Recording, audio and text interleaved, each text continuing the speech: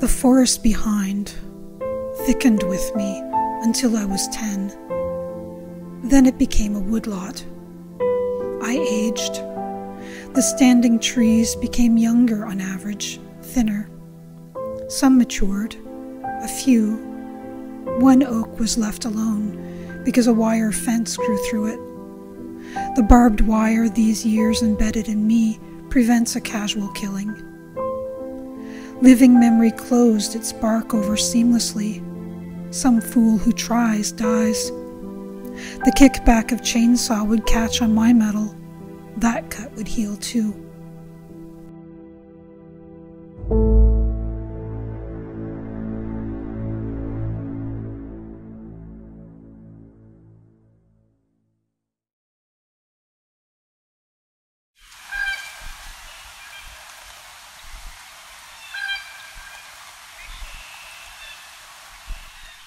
Before you smell ozone, blue jay jaws are propped open with a racket.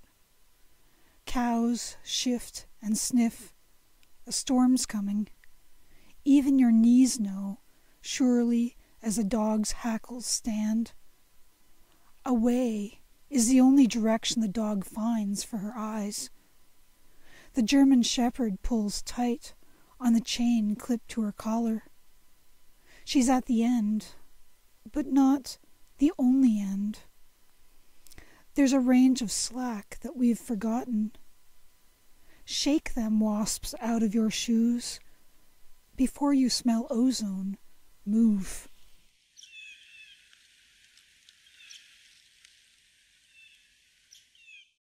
A root knowing. The sodden weight of cardboard, the squiggle of garden hose, and the hammer are equal impediments to crabgrass. Wide or narrow, able to rot in months or rust over millennia, the grass doesn't distinguish. Its business is itself. All it knows is its own immediate crack of more bright that-a-way. How it must push shoots across, along, thin, white, enough, borrow from its saved energy, borrow from the parts that have made it out, green, and grow past that which blocks. It does no good to think.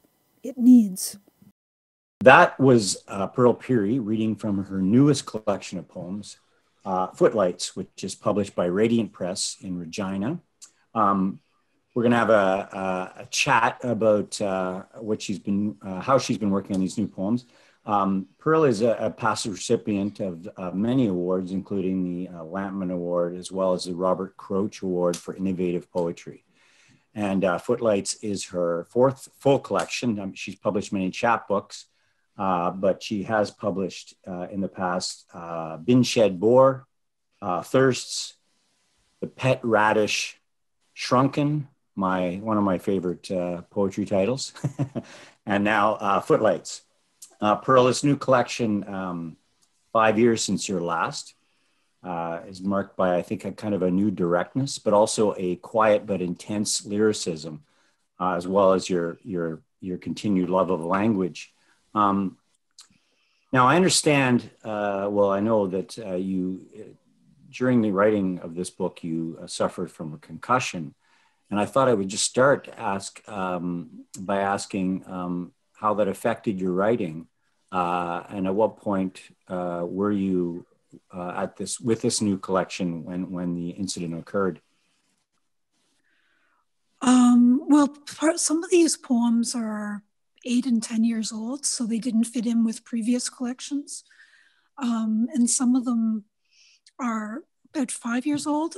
Not many of them are from since concussion, if maybe one or two.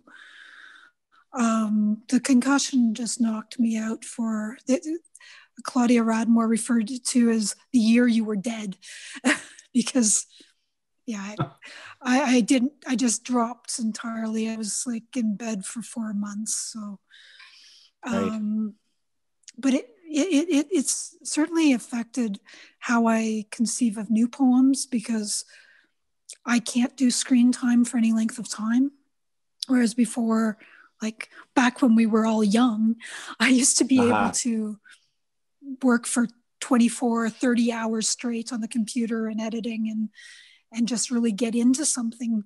And now I have about 3 hours maximum screen time a day, and then I get nausea, headaches, exhaustion. So I compose more in my head now than I did before. And with the edits of the chapbook, we did do it online. Jillian would send me PDF edits or word processing edits, and with these copious sidebar things, because I can't do text more readily than I can do phone audio. Just I get more fatigued with audio than I do with reading, writing. Right. So the brain shifts. Everything we do shifts the brain somehow, but this shifts it. So this has affected your duration of concentration. Is that right? Oh yeah, for sure. Yeah. Mm-hmm.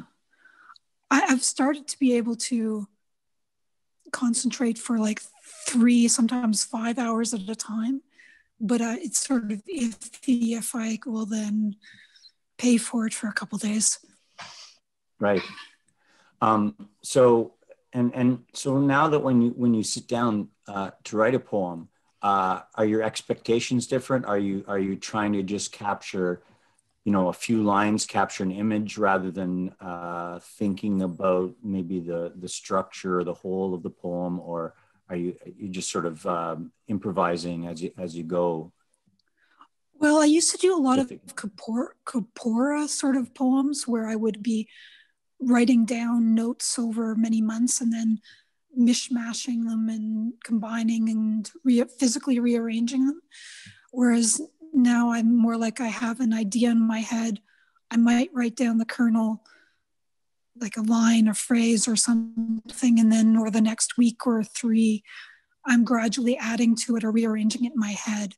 But the poems are much shorter because my table of concentration is smaller than it used to be. But they're much more imagistic. But I've been aiming to explore lyricism as well, because I've been against lyricism all along, just trying to shed anything. And now I'm allowing it back again. I did notice that with this book, you're you've won the Robert Croce Award for innovative writing. Your poetry in the past has been more experimental, more language based. There is a bit of that. The flannelette poem in here, for example, you're playing around a bit more in that direction. So when you went back to look at these sort of pre-concussion poems, did your perception of those poems change? Did you edit sort of with a current situation in mind, or was it more just a question of sort of placing yourself back in the situation of the earlier writing?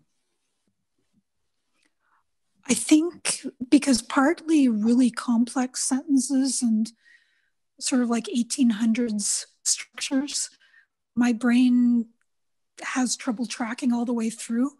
So any subclauses ended up being broken up into simpler sentences compared to what I used to, and it makes a much simpler grammar to poems than I used to like. Gillian Harding Russell also, she helped with the edits that Radiant gave me contact with her, and she pointed out where I'm too truncated and when I'm overexpanding, overwriting. So to get a few poems, she was able to get the sort of tension balance more appropriate. Okay. I was going to say another change in your life while you were working on this book was your change of location. Yeah.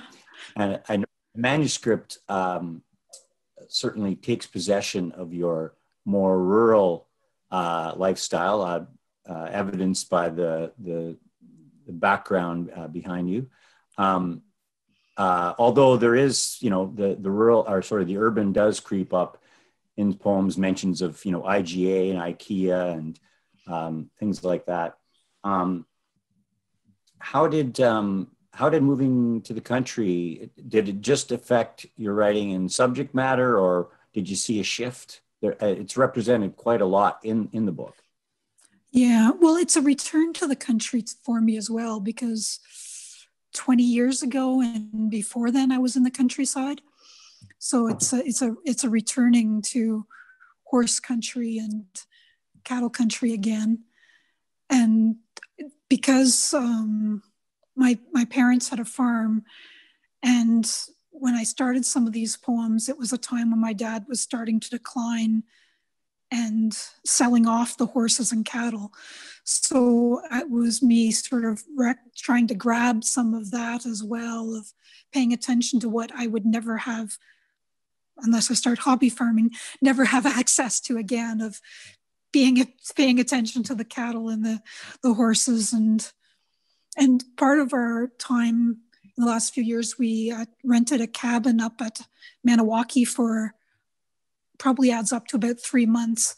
So that also sort of grounded back into the slower rhythms and more concrete things. And also I mean, a lot of things changed as well. I sort of got rid of all the high sugar content of my life, which slowed the brain down more too. And trying to go, instead of going to all the events and being in this continually hyper-stimulated mode and trying to lead what I couldn't anymore with concussion, trying to lead the hike group and tree and take part in the rubies and all these things I didn't have the energy for anymore. So everything slowed down all at once in every direction. Yeah, you use the phrase paying attention, and there's a great number of the poems in this book that seem to be sort of celebrating that seem to be, taking these moments and trying to describe them in a lyric form, and also with a sense of gratefulness. I'm thinking of poems like Bless or All In, or even Absent-Mindedness is my Stairmaster. And things like Pin to Our Heels as well, as a sort of sense of celebration. Was that a deliberate decision on your part to sort of try to grasp for moments, or was it coming from the environment that you were sort of experiencing and trying to re-experience from your childhood? Well, I think it's partly a reaction to knowing that depression is a big risk, and down spiral is a big risk when you have a concussion as well, and needing to reach for the beauty and what to be grateful of and what is humorous, to keep that balance in my life as well as in the poems, because a book that's all so-and-so died, everything hurts is not going to be a pleasant read for, or a pleasant thing to write as well. So I wanted to make sure that levity is represented, because I always like the idea of poems such as in the philosophy in Japanese poetry, of in Renga form, of getting the entire planet in the poem, not being this narrow subset poem. So yeah. Yeah, I think it's very interesting, the balance that the collection has managed, because, as I said, there's the urban and the rural, and then there's there are several dark poems, or at least touching on fragility. Maybe not directly. There's a few direct concussion poems, but also getting older, illness. Even in Ant by a Lamplight, you have that sense of attentiveness, but also that sense of fragility. Viral, In the Wings, those poems. But on the other hand, that sense of celebration, that sense of gratefulness.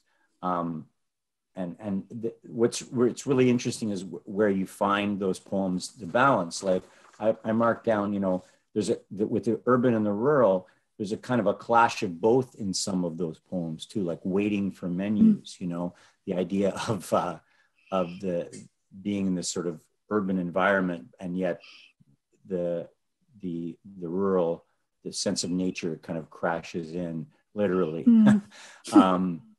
Would you be willing to read that poem or something Sure.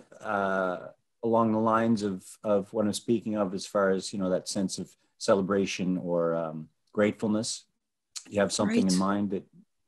Sure, I can do would it be a spoiler to say pigeon poem? No, but that would be great. Yeah. Oh, actually, I don't have one pigeon poem, do I? I have two pigeon poems. You'll have to choose one. Waiting for menus. A pigeon collides with the end wall of Foba Ga King. The rest of the flock veered clear. A new shape appears over the red awning. There's a mid-air spiral of four wings. A blush-breasted hawk has the klutz in talons. For minutes, the Cooper's hawk watches traffic, standing on her chest, feet casually squeezing. I write item number 54 on the order slip. Anticipate a warm, full belly. Look up, and the awning is empty. Thank you. I was curious, and maybe I can get you to read this as well, of the opening poem, "In the Room Grown Dark," which I think was a very apt choice for this collection, because there is this sense of attentiveness, and also this sense of connections, being severed, and also that sense of trying to maintain that and trying to reconnect, in a kind of an apt metaphor. Was that early on in the process of the book, or was that sort of chosen? I guess I'm asking is, did you think that would belong at the beginning early on, or was that something that sort of evolved as you were putting the collection together with an editor? Yeah, I think that one was added later on. It's relatively new compared to some of them. It's from John Kozlowski's. It was spurred off one of his poems, that "The Room Grown Dark." I could. Was there another question there, or no? What was the other question? If you would read it, that would be. Right. In the Room Grown Dark, there's something that isn't intention. As surely as anything has atoms or fields or vibrations, there's a pressing. The ears, filled with silence, want more of what they have. Unplugging the space heater, a blue reaches back as the gap between plug and outlet increase. The small lit flare looks like panic. It isn't. The arc completed seems like success. It isn't. It falters at holding the connection with you, but even electricity wants to continue.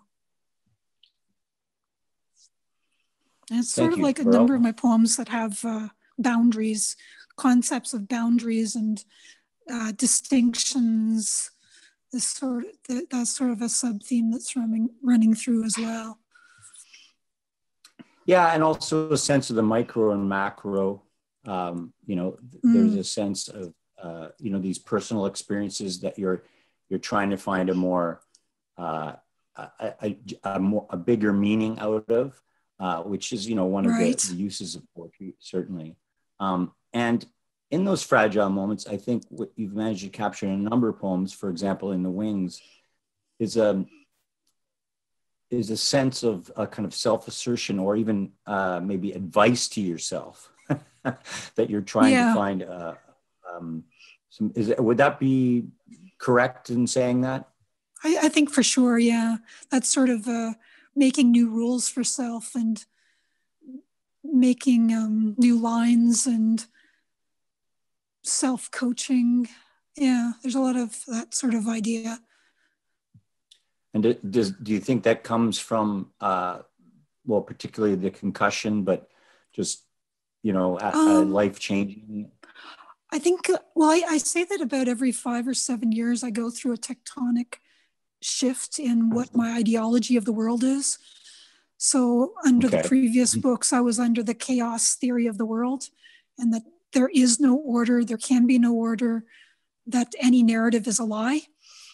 And the new is more of a sense of faith in the world and a sense of agency of self and giving agency to others as a main sort of thrust in seeing the world differently. So it's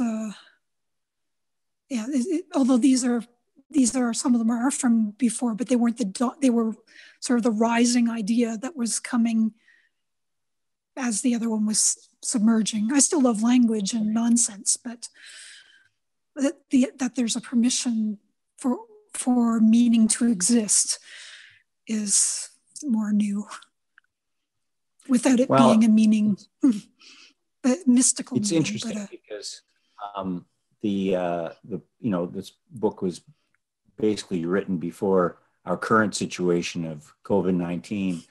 Right. And yet I think there's a number of poems that in it that, everyone's looking for ways to sort of find their zen in all of this and try to, ride out the storm, as it were. And in that way, I think a great number of the poems speak to this situation we're in right now. How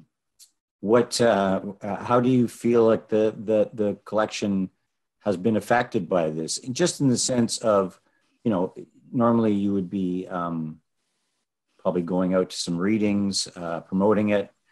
Other than this, right? Maybe festivals, etc. Where do you see the collection heading now that we're here in mid-October? Right. Well, it's certainly a unique year. The production of poetry and books never stops, except for that brief 2 or 3 month period this spring. So people used to think that anything published this year, well, it would get a chance to get promotion next year, but then if COVID's still going to be all of next year, then you just sort of make do with what's happening now. There's a lot of festivals internationally that I would never be able to go to, but I can send my video to. Apparently, there's some Western festivals that are flooding like hundreds and hundreds of readers more than they usually do, which sort of gives more opportunity, but there's only so much airtime people can spend. On the other hand, book sales, as I understand, are still going up because people can't get out to events. So they're starting to order home more, and just a matter of getting the word out to enough people that Radiant exists, that this book in particular exists, and that everybody wants it, of course. Yes, no, those are all good points. I think, people keep reading, whether or not they can, get out to an event. And as you say, because a lot of these festivals are putting events online and a lot of launches are going online, it's a great opportunity to be able to get introduced to the book when normally you would not be able to travel to whatever city to attend the launch. So there's always good with the bad. Right. It's much cheaper too than touring. There's nothing worse than touring for driving for 3 days and get there and they go, oh yeah, we forgot to tell you we didn't actually get the grant, but we'll pass the hat. Like, okay, I'm in the hole by how much at this point? So that's another hurdle we have to deal with at the moment for sure. Well, I'm going to wrap this up. We're going to maybe ask you to read a couple more poems. Did you have something selected from the collection that you could read? I'll remind everyone while you're queuing those up that Pearl's new book, Footlights, with Radiant Press, can be purchased through the website, radiantpress.ca. Or, of course, you can order it from your favorite bookstore if they don't already have it on the shelves. It will be out momentarily. So probably at the point of this this being online, it will be out. So yeah, Yes. Please go out and get it and enjoy this wonderful selection of poems. A couple friends have Pearl. told me they've received the notice that it's being shipped to them. So I probably the physical copies are pretty soon. And also on the site, on the Radiant site, you'll be able to download the audio book as well eventually. Okay, great. So to keep with the theme, another pigeon poem, Viral. And this was actually composed in some ways in York, England, probably 8 years ago, but then it became a poem later. But the glazed gaze, he releases a watery stool, strangers' feet near inconsequential. He sits in the sun patch, recovering from guts tumult. What signs are illness made of? Across species, you can see youth, mischief, dominance, grief, and the universal wobble of the nauseous. The disheveled look, an uneven body tense back with postures limp flail, unsteady eyes, fewer blinks, pupils dilation off. In the square, the pigeon looks rough. His level voice asks somberly in forced chipper, might you tear yourself away for a date? Why does his request for attention harden your busy heart? You just need to edit 4 more lines.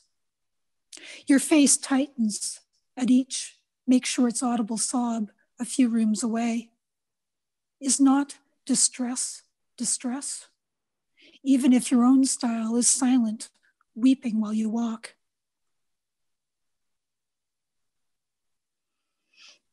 Let us make myths of ourselves instead of the usual fools. Let's see those teeth of bluegrass blade. Each one is a particular that will not return to this light. We can pour every love on this grass, each sensation, funk, love, and ache. They are only things to walk among, attached as shadows are, as outcomes of conditions. Let us not karate each other awake, but question with questions, but marvel us. Should I do 3 or 2? I don't know how my time is. Another one. I'll read one last one then. Friends, and this was written somewhere in the Highlands of Lanark. So we had a cottage somewhere beyond Silver Lake somewhere. So the original version of this poem I made written on fallen birch bark, and I mailed to 3 friends. And it's with the epigraph by Wisława Szymborska. Those crevices of silence wedged between flight and sound. Stand closer. Don't keep this polite fissure. Moss takes years, ferns, bluebells, poplar trees and pines will bridge this space between our pelvises. Press in with the weight of your attention. Collapse towards me, one point of hip, then the other. Rest with me, shoulders stable, lean. Let's make of us a hibernaculum for snakes to find.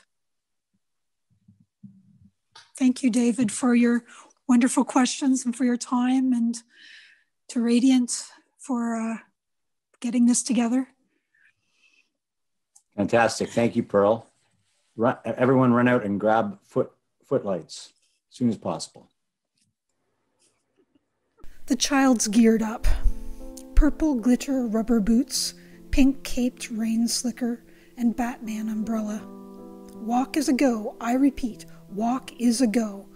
Roger that, parent 1. Let's promenade a babble through puddles, chins up.